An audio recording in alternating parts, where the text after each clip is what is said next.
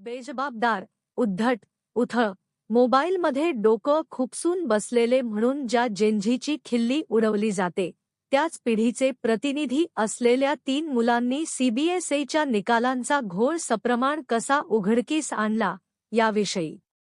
सत्तेपुढे शहाणपण नसतं असं म्हणतात, पण तरीही सत्तेला आणि तिच्या हातातल्या यंत्रणांना तुम्ही चुकताय हे निर्भीडपणे सांगणारे आवाज उमटतातच.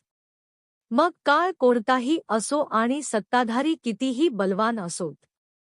सध्या देशात असंच काहीसं वातावरण निर्माण झालं आहे. तसं नसतं तर सीबीएसईसारख्या अवाढव्य यंत्रणेने आपली चूक मान्य केली नसती. सीबीएसईचे जबाबदारी झटकण्याचे सर्व प्रयत्न 17 ते 18 वर्षांच्या 3 मुलांनी हाणून पाडले. सार्थक सिद्धांत, निसर्ग अधिकारी आणि वेदांत श्रीवास्तव.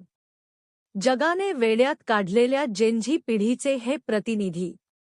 शिक्षण मंडळ, तपास यंत्रणा, माध्यम यांना जे साध्य झालं नाही, ते या मुलांनी कसं साधलं? त्यांच्याकडे अशी कोणती साधनं होती, जी इतरांकडे नव्हती? रांचीचा सार्थक सीबीएसईच्या चरकात अडकलेल्या 17 लाख विद्यार्थ्यांपैकी एक. बोकारो स्टील प्लांट परिसरातल्या शाळेत 9वी पर्यंत शिकलेला सार्थक 10वीत रांचीला आला. तिथे आल्यापासून आपले प्रभाग अधिकारी कोण, रस्त्यावरच्या कोणत्या खड्ड्याला कोणता कंत्राटदार जबाबदार आहे, वगैरे माहिती मिळवण्याचा प्रयत्न त्याने सुरू केला होता. सीबीएसई 12वीच्या निकालानंतर एवढा घोळ का झाला असेल, या उत्सुकतेपोटी त्याने ऑन-स्क्रीन मार्किंग (ओएसएम) संदर्भात सीबीएसईने काढलेल्या निविदा धुंडाळण्यास सुरुवात केली. त्याच्या लक्षात आलं की फेब्रुवारी, मे आणि ऑगस्ट 2026 अशा 3 वेळा निविदा काढण्यात आल्या होत्या. तीनही निविदा प्रक्रियात कोएम्प एज्युटेक प्रा. ली सहभागी होती. पहिली निविदा सरकारच्या संकेतस्थळावरून गायब होती. दुसऱ्या निविदेवेळी तांत्रिक निकषांवर एकही कंपनी पात्र ठरली नाही आणि तिसऱ्या वेळी कोएम्प पात्र ठरली. तिसऱ्या निविदेवेळी नेमकं असं काय घडलं की काही महिन्यांपूर्वी अपात्र असलेली कंपनी अचानक पात्र ठरली, याचा शोध सार्थक घेऊ लागला. निविदेतल्या अनेक अटी तिसऱ्या निविदेवेळी शिथिल केल्याचं त्याच्या लक्षात आलं. कंपनी यापूर्वी कधीही काळ्या यादीत आलेली असू नये, अशी अट जुन्या निविदेत होती. मात्र नव्या निविदेत सध्या काळ्या यादीत असू नये, असा बदल केला गेला. म्हणजे पूर्वी कधीतरी काळ्या यादीत आलेल्या कंपनीच्या हाती लाखो विद्यार्थ्यांचं भवितव्य सोपवण्यात सीबीएसईला काहीच गैर वाटत नव्हतं. पुढे जाण्यापूर्वी कोएम्प एज्युटेकचा इतिहास समजून घेणं गरजेचं आहे. ही कोएम्प म्हणजे पूर्वीची ग्लोबरिना टेक्नॉलॉजीज प्रा. ली. ग्लोबरिनाला 2019 साली तेलंगणात इंटरमिजिएट परीक्षेच्या, म्हणजे आपल्याकडची 12वी, उत्तरपत्रिका ओएसएमद्वारे तपासण्याचं कंत्राट देण्यात आलं होतं. त्यात अनंत घोळ झाले. सुमारे 9,70,000 विद्यार्थ्यांपैकी 3.5 लाखांहून अधिक विद्यार्थी अनुत्तीर्ण झाले. नैराश्यामुळे 23 विद्यार्थ्यांनी आपलं आयुष्य संपवलं. राज्यभर आंदोलनं झाली आणि ग्लोबरिनाला काळ्या यादीत टाकण्यात आलं. त्यानंतर काही काळाने ग्लोबरिनाने आपलं नाव बदललं. कोएम्प एज्युटेक प्रा. लिया नावाने ती पुन्हा मैदानात उतरली आणि यंदा तिने सीबीएसई विद्यार्थ्यांच्या भवितव्याचं पानिपत केलं. तर मुद्दा असा की तिसऱ्या निविदेतला सध्या हा एक शब्द कोएम्पच्या पथ्यावर पडला. जुन्या निविदेत कंपनीची डिजिटल पेपर तपासणीतून गेल्या 3 वर्षांची सरासरी वार्षिक उलाढाल किमान 50 कोटी असावी अशी अट होती. निविदा प्रक्रियेतील अन्य कंपन्यांपैकी टीसीएसची उलाढाल 1000 कोटींच्या घरात आहे, तर गुरूची 117.57 कोटी. कोएम्पची वार्षिक उलाढाल केवळ 50.86 कोटी आहे. म्हणजे काठावर पास झालेल्या कंपनीशी सीबीएसईने करार केला. जगभरात सॉफ्टवेअरचा दर्जा निश्चित करण्यासाठी केपेबिलिटी मॅच्युरिटी मॉडेल (CMMI) हा निदर्शक ग्राह्य धरला जातो. आधीच्या निविदेत कंपनीचा CMMI 5 असावा अशी अट होती. पुढच्या निविदेत तो 3 वर आणण्यात आला.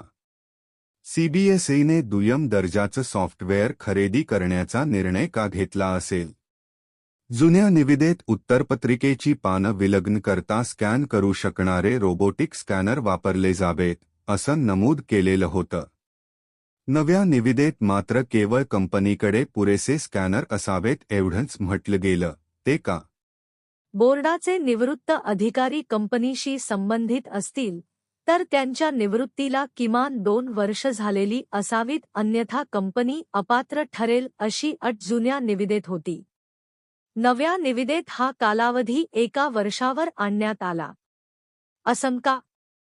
बोर्ड आपल्याच एखाद्या अधिकाऱ्याच्या स्वार्थाचं रक्षण करण्याच्या प्रयत्नात होत का?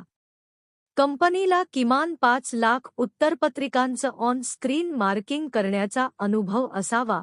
निविदा भरणाऱ्या कंपनीचं स्वतःचं डेटा सेंटर आणि डिझास्टर रिकव्हरी सेंटर असावं. या अटी नव्या निविदेत काढून टाकण्यात आल्या.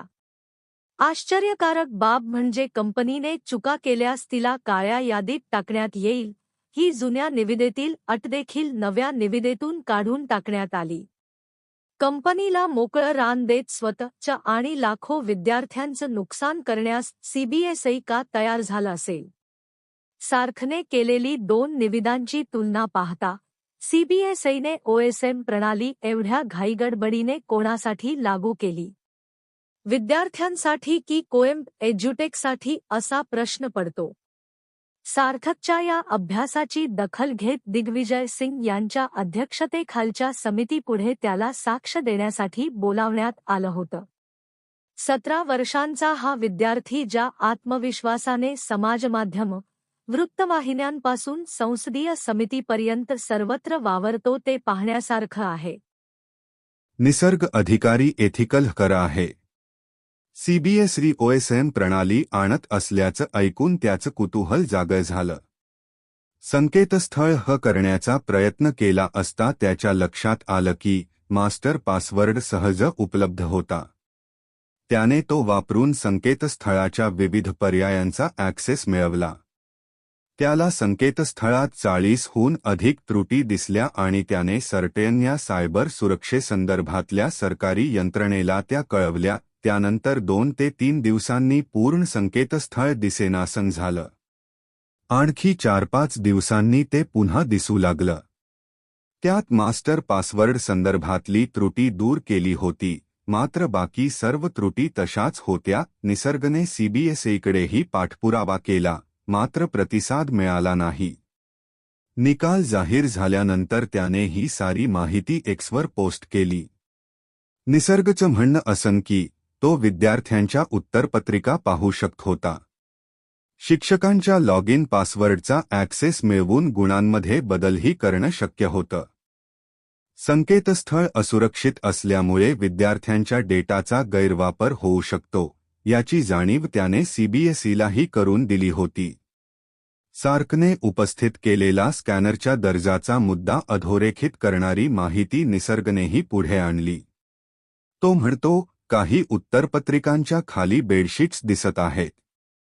कोणत्याही स्कॅनरमध्ये बेडशीट कसे दिसेल? निसर्गच्या मते नवखा हॅकरसुद्धा करू शकेल एवढं सीबीएसईचं संकेतस्थळ असुरक्षित आहे. सीबीएसईने हॅक झालं ते मूळ संकेतस्थळ नव्हतंच, ते केवळ प्रायोगिक तत्वावर तयार करण्यात आलेलं संकेतस्थळ होतं, असा दावा करत आरोप फेटाळण्याचा प्रयत्न केला. पण तसं होतं तर सीबीएसईचं संकेतस्थळ अचानक दिसेनासं का झालं होतं? पेपर तपासणीच्या शुल्कात ₹1 60 ते 70 हजार रुपयांपर्यंतची तफावत दिसत असल्याच्या तक्रारी घाऊक प्रमाणात का येत राहिल्या? वेदांत श्रीवास्तव तर या साऱ्यात विनाकारण भरडला गेलेला विद्यार्थी. नवी दिल्लीत राहणाऱ्या या विद्यार्थ्याला भौतिकशास्त्रात अपेक्षेपेक्षा फारच कमी गुण मिळाले. त्याने फेरतपासणीसाठी अर्ज केला. आपल्या नावे दुसऱ्याच विद्यार्थ्याची उत्तरपत्रिका असल्याचं त्याच्या लक्षात आलं. त्याने ही समस्या समाजमाध्यमांवर मांडली. तर दूरदर्शनच्या एका वृत्तनिवेदकाने वेदांतच्या एक्स प्रोफाईलवरचा रिजन साऊथ एशिया असा उल्लेख वाचून पाकिस्तानी सुद्धा सीबीएसईची परीक्षा देऊ लागले का, अशी प्रतिक्रिया दिली. सीबीएसईचा घोळ चव्हाट्यावर येण्याची सुरुवात झाली ती या एक्स पोस्टपासून. शिक्षण यंत्रणेच्या चरकात अडकलेल्या विद्यार्थ्याने दाद मागितली तर तो थेट पाकिस्तानी कसा ठरू शकतो, असा प्रश्न समाजमाध्यमांवर विचारला जाऊ लागला. कॉकरोच जनता पार्टी या समाजमाध्यमी पक्षाने तो उचलून धरला आणि ही चर्चा घरोघरी पोहोचली. सार्थक, निसर्ग, वेदांत असोत, कॉकरोच जनता पार्टीची स्थापना करणारा अभिजित दिपके असो, त्याच्या पक्षाच्या पहिल्या पत्रकार परिषदेत आत्मविश्वासाने माध्यमांना सामोरे गेलेले सौरव दास, विजेता दहिया, आशुतोष रांका असोत वा त्यांच्या पाठीशी उभे 2,20,00,000 समर्थक. बेजबाबदार, अक्कलशून्य, उद्धट, उथळ, कशाचाच अभ्यास नसलेले, दिवसभर मोबाईल लॅपटॉपमध्ये डोकं खुपसून बसलेले, अशी लेबल लावून ज्या जेनझीची आजवर खिल्ली उडवली जात होती, त्यांचेच हे प्रतिनिधी आहेत. वयाने तिप्पट-चौपट असलेल्या व्यक्तींसमोर संयमाने पण ठामपणे मुद्दे मांडणारी ही मुलं पाहून देशाचं भविष्य बऱ्या हातात असल्याचा दिलासा मिळतो. यंत्रणा कधीच त्यांच्या चुका स्वतःहून मान्य करत नाहीत. त्यांना भाग पाडावं लागतं. सत्ता आवाज दाबण्याचा सर्वतोपरी प्रयत्न करते, तरीही तो सातत्याने उठवत राहावं लागतं. हे जे मंथन सध्या सुरू आहे, ते योग्य वाटेने पुढे जाणं गरजेचं आहे. समाजविघातक घटकांचा त्यात हस्तक्षेप होऊ नये, कोणी केलाच तर त्याला तोंड देण्याचं सामर्थ्यही या तरुणांना लाभावं. यंत्रणेतल्या त्रुटी दूर होईपर्यंत आणि त्यापुढेही नव्या निर्माण होऊ नयेत म्हणून काम करत राहण्याचं सातत्य त्यांच्या ठायी असणं गरजेचं आहे.